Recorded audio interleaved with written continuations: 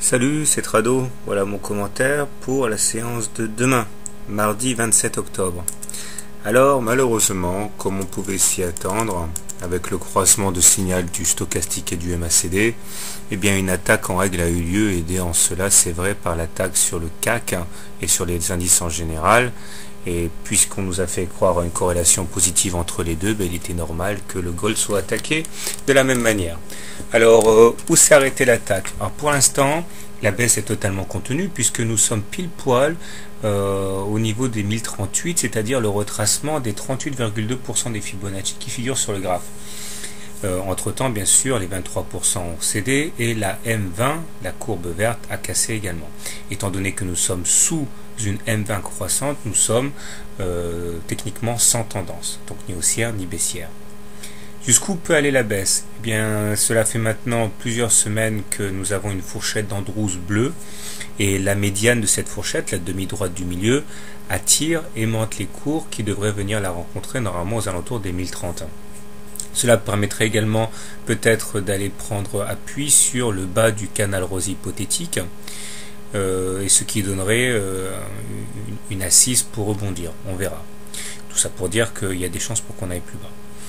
Alors, de la même manière, le support à 1043 précédemment tracé a sauté, donc il n'est plus valable, il va même devenir plutôt résistance.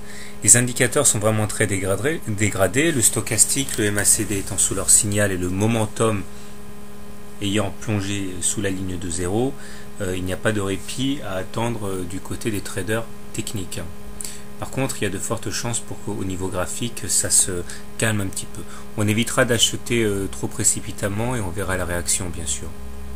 Alors, si on veut trader long, on peut essayer de trader donc en maintenant, acheter, en espérant que les 1038 tiennent, et pour objectif un retour sur les plus hauts, vers les 1070, bon ratio gain-risque.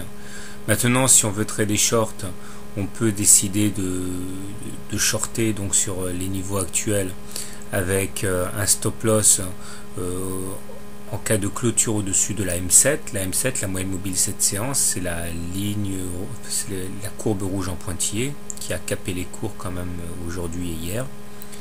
Et avec pour objectif un retour sur le bas du canal rose.